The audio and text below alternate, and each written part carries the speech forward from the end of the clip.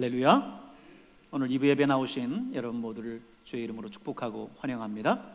여러분의 영혼이 잘된 것처럼 범사가 잘되고 강건한 주의 은혜가 있기를 바랍니다. 우리나라 본격적인 휴가 시즌을 일컬어서 7말 8초라고 해요. 7말 8초, 7월 말에서 8월 초 기간이라고 해서 7말 8초라고 이렇게 얘기하는데, 요즘 같아서는 코로나19 4차 대유행 때문에 예년의 휴가 분위기는 아닐 것 같아요. 물론 지금도 강원도로 향하는 휴가 행렬이 막힌다고는 하지만 예년 같지는 않을 것 같습니다. 저만의 생각인지는 모르겠지만 코로나19 4차 대유행으로 인해서 서울, 인천, 경기 이 수도권은 방역 단계가 4단계고, 그리고 그 외 지방은 전국이 3단계인 상황 속에서 휴가 분위기가 아닐 것 같아요.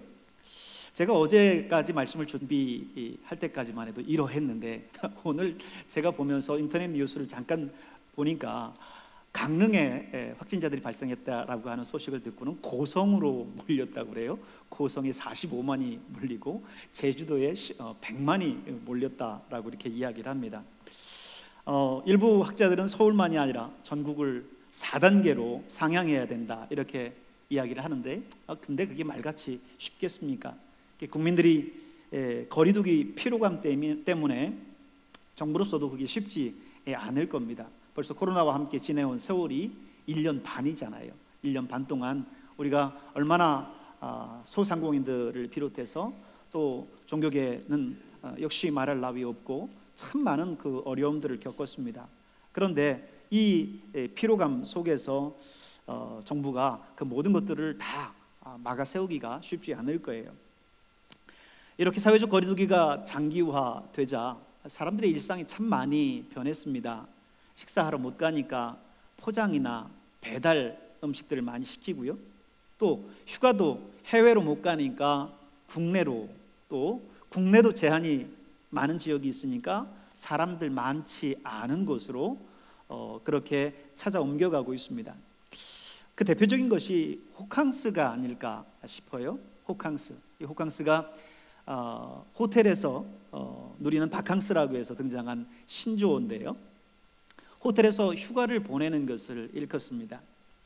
코로나19로 인해서 사회적 거리두기가 계속되고, 또 이로 인해서 한동안 헬스장 문을 열지 못했었던 한 헬스장 사장이 사망하는 그 사건이 얼마 전 언론과 SNS를 계속해서 뒤덮었던 것을 여러분이 알 겁니다.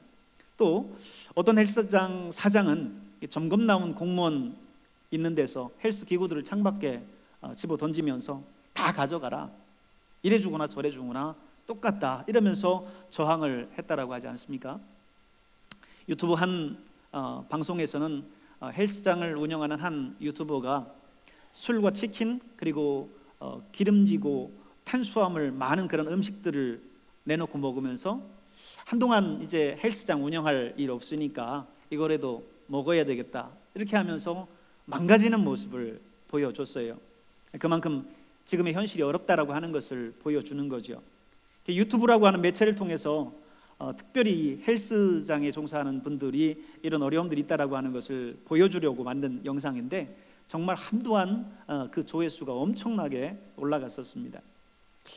왜냐하면 이 헬스 하시는 분들을 보면요, 정말 그 근육을 만들기 위해서 엄청나게 노력합니다.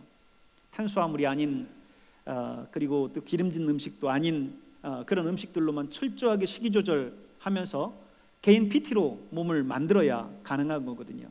먹는 것도 맛 없는 닭가슴살 부분, 그리고 참치, 단백질 보충제 뭐 이런 것들만 먹어가면서 끝없이 자기 몸을 못 살게 굴어야 돼요.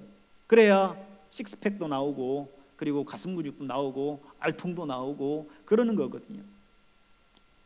근데 대부분 사람들은 그런 몸매를 원하기야 하죠. 부러워는 합니다만은 사실 그 고생을 하면서 또 그렇게 하지를 못하죠. 오늘 저와 여러분은, 아니 죄송합니다, 저는 그런 몸매를 가질 수 없는 겁니다. 제가 한동안 홈트라는 걸 좀 해봤어요. 이게 쉬운 게 아니더라고요. 여러분 홈트라고 하는 게 뭔지 아십니까? 홈트는 홈 트레이닝입니다. 집에서 운동하는 거죠. 요즘 이제 헬스장을 찾아갈 수 없으니까 유튜브를 보면서 운동하는 그 방법들을 보고 익히면서 집에서 하는 운동이에요. 훈련 중에 이 홈트 중에 가장 잘 알려진 게 스쿼트, 런지, 플랭크인데 여러분 스쿼트는요 기마 자세로 한동안 있는 겁니다. 여러분 화면에 보면 아시지만 저 자세로 한동안 있다가 다시 펴고 또 한동안 있다 다시 펴고 하면 이 허벅지 쪽이 얼마나 땡기는지 몰라요. 그래서 허벅지나 엉덩이 근육을 만들 때 하죠. 그리고 런지는 기역자 모양이라고 해야 되나요? 니은자 모양이라고 해야 되나? 그 모양으로 계속 앉았다 일어났다를 반복하는 거예요. 플랭크는 소위 말해서 흔히 우리가 볼 때 엎드려 뻗쳐 자세입니다. 그런데 저 자세가 굉장히 힘들어요.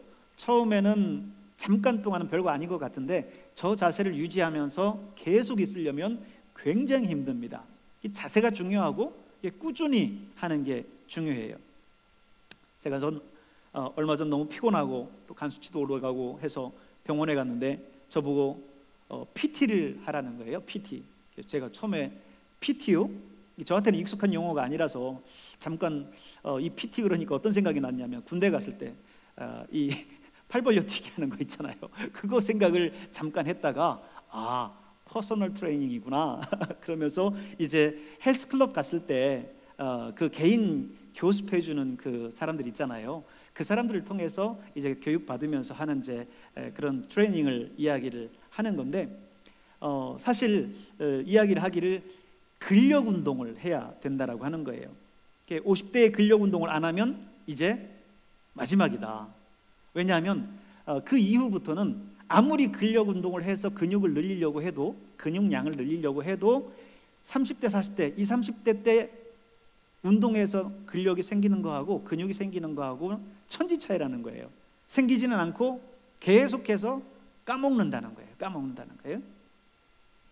그래서 근력 운동을 하라는 거예요. 그래서 제가 한동안 집에서 이렇게 홈트를 해봤어요. 근데 이게 참 안 돼요.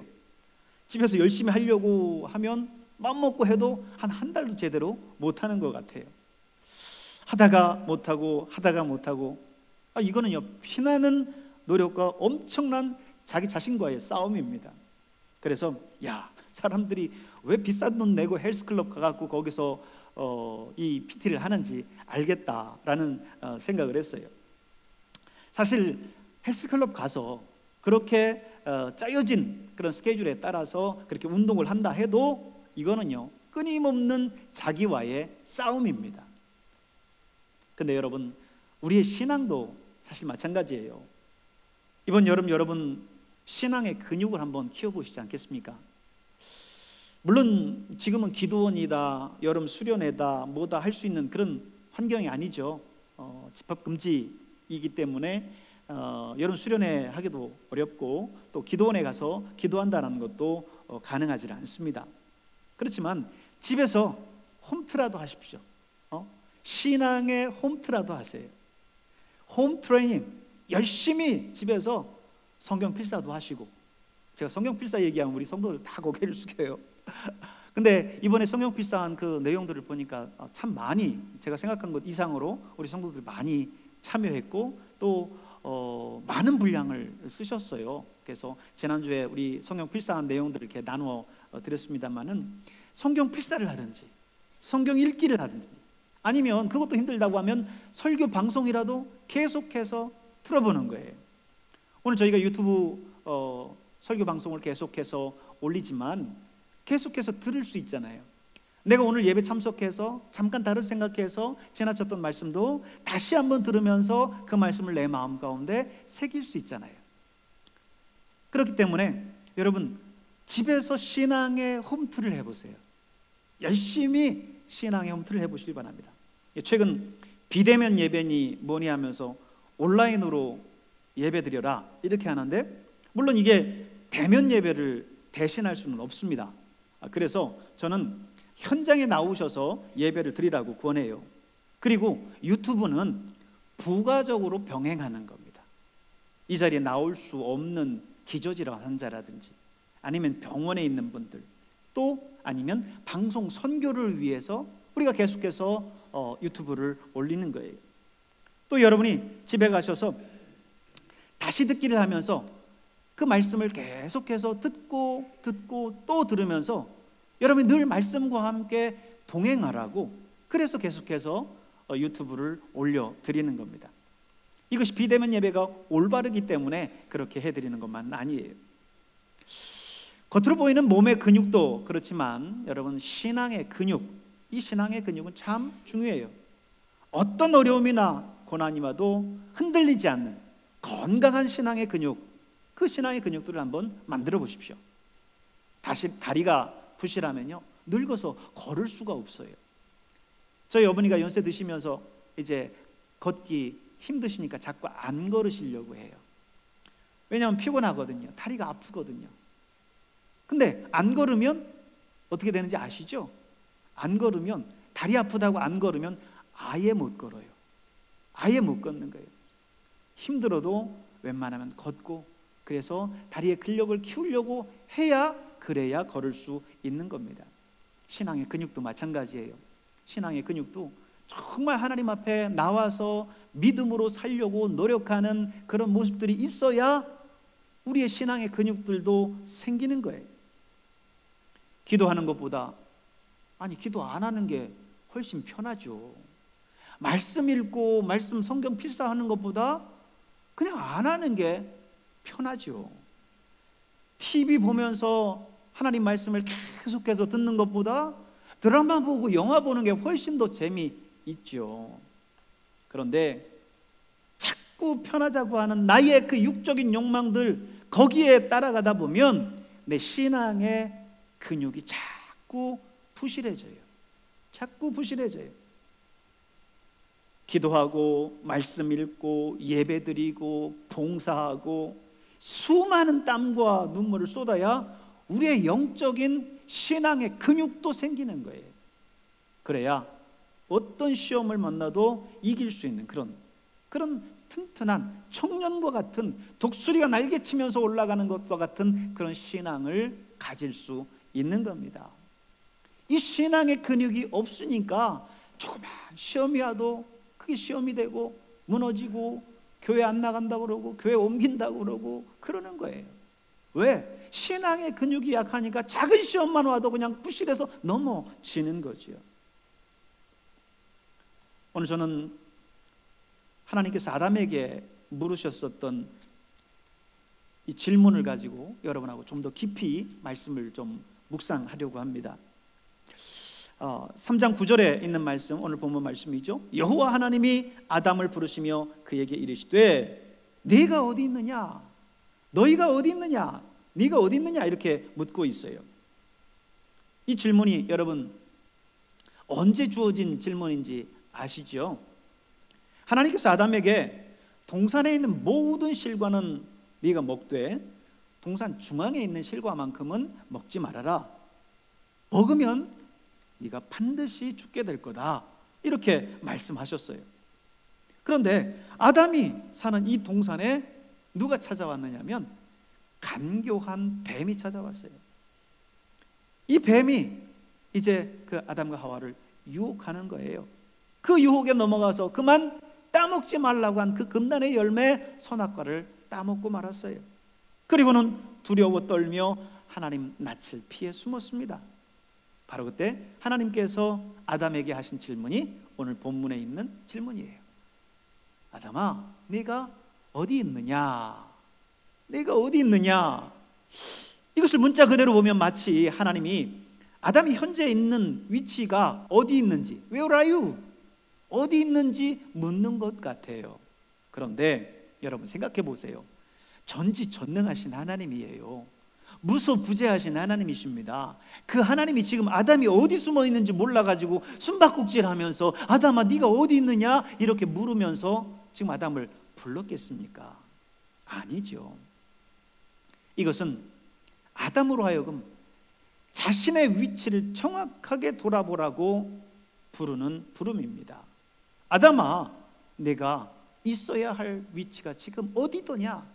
너의 본분이 무엇이고 내가 마땅히 있어야 될 자리가 어디냐? 라고 지금 물으시는 거예요. 이 일이 있기 전에 무슨 일이 있었습니까? 뱀이 하와에게 와서 이제 이야기하는 거예요. 야, 하나님 이 선악과를 따먹지 말라고 하대? 야, 너 참 순진하다. 하나님이 이 선악과를 왜 따먹지 말라고 했겠냐? 이건 바보야. 이 선악과를 먹으면 네가 하나님처럼 될까 봐 그러는 거야. 괜찮아, 먹어도 돼. 네가 이것을 먹으면 하나님처럼 될 수 있어. 이 유혹에 아담과 하와가 넘어간 거예요. 결국 아담과 하와는 이 유혹에 넘어가고 오늘 이 사단이 난 거 아닙니까? 아담아, 네가 어디 있느냐? 네가 있어야 될 자리가 어디이냐? 내가 그 실과를 따먹지 말라고 했는데, 그래, 뱀의 말대로 그 실과를 따먹으니 네가 정말 나처럼 되더냐? 이렇게 물으시는 거예요. 결국은 자기가 있어야 할 그 자리에 있지 않았었던 아담, 그 아담은 어떻게 됐어요? 하나님을 피해 숨습니다. 그 전에는 하나님과의 관계가 그렇게 좋을 수 없었지요.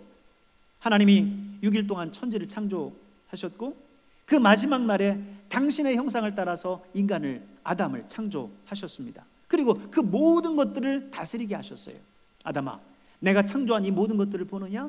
네가 그것들 하나하나에 이름을 붙이고 네가 내 뜻대로 그것을 다스리고 관리하거라. 이렇게 그 모든 것들을 아담에게 맡겼습니다. 그렇게 좋았던 관계가 하나님과 아담과의 관계였어요. 그런데 그 관계가 돌연 어색함과 두려움으로 변했습니다. 그래서 하나님의 낯을 피해 숨습니다.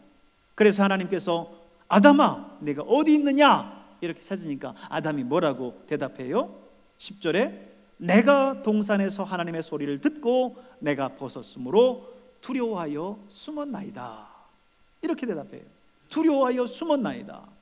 아니, 하나님의 형상에 따라 창조된 하나님의 걸작품인 아담이 하나님 앞에 두려움이라니요, 하나님을 피해서 숨다니요. 이거는 하나님과 인간 사이에서 그 틈을 노리는 사단이 이간질을 한 겁니다. 아담으로 하여금 있어야 할 자리에 있지 못하도록 한 거예요. 아담은 아담의 자리가 있습니다. 그런데 아담은 자기의 자리를 넘어서 하나님의 자리를 넘봤던 거예요. 결국 자기의 자리도 지키지 못하고 사단의 유혹으로 말미암아 너무나 무력하게 넘어가고 말았죠. 그리고는 하나님과의 관계 속에서 어색함과 불편함을 느껴요. 그리고는 하나님 앞에서 숨죠. 그래서 하나님께서 아담에게 묻는 거예요. 아담아, 네가 어디 있느냐?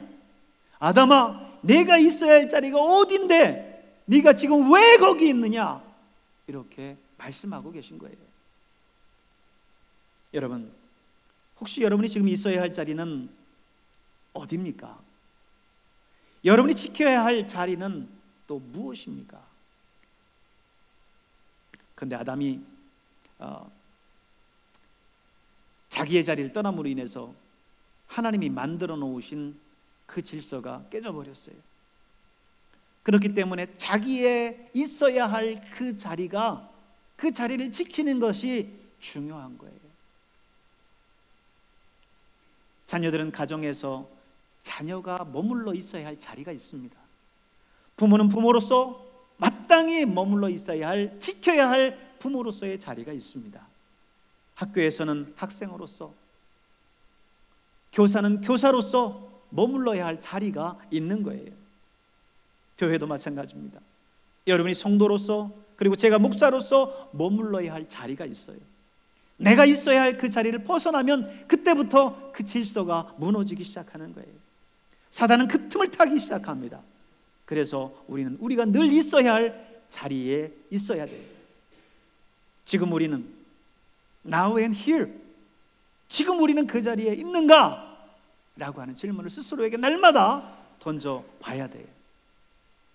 아담아, 내가 어디 있느냐? 이 질문에서 우리는 한 가지 더 관심을 갖고 잊지 말아야 될 부분이 하나 있습니다. 그것은 지금 하나님이 아담만을 부르고 있다라고 하는 점이에요. 아담만을 부르고 있다는 점이에요. 사실 동산 중앙에 있는 선악과를 따먹은 것은 아담 혼자 따먹은 게 아니라 아담과 하와가 함께 그 선악과를 따먹었어요.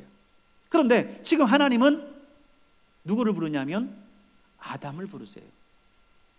아니, 아담과 하와가 함께 따먹었었다면 아담과 하와야, 너희들 어디 있느냐? 이렇게 묻는 게 맞겠죠. 그런데 하나님은 지금 아담을 부르면서 너희라고 하는 복수 대신에 너라고 하는 단수를 사용하고 계세요. 어떤 분은 이걸 가지고 여성을 잘 다스리지 못한 남성에게 책임이 있다, 이렇게 이야기를 하는데 그건 무리가 있어요. 꼭 페미니즘이 아니다 하더라도 지금과 같은 양성 평등 시대에서는 정말 받아들일 수 없는 부분이죠. 근데 이 문제가 그렇게 간단하게 생각할 문제가 아니에요.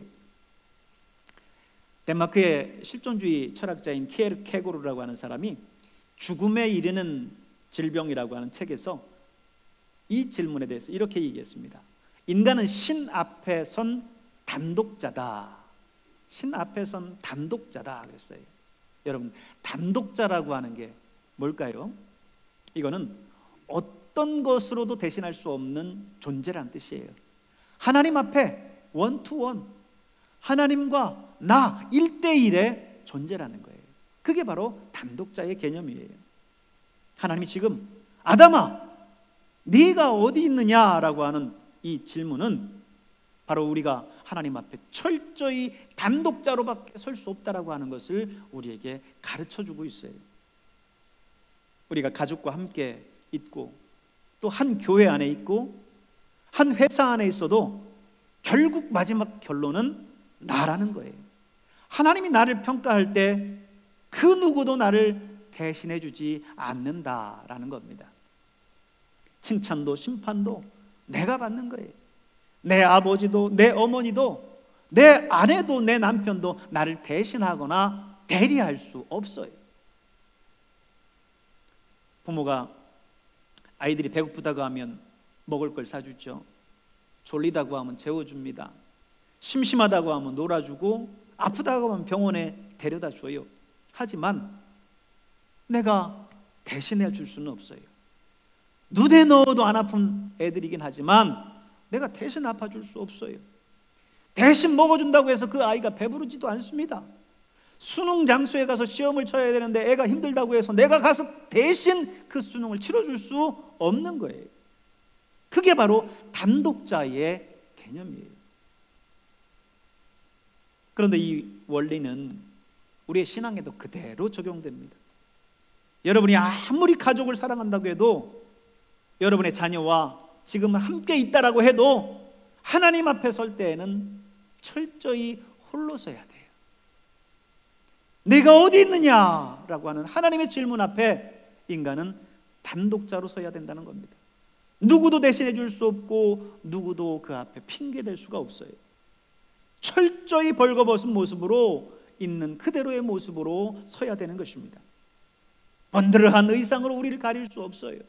의리의리한 저택으로 우리를 숨길 수 없습니다. 이 세상에 잘 나가는 명예와 권세로도 우리의 실존을 가릴 수 없어요. 마지막 날에 주님 앞에 적나라하게 드러나게 될 겁니다.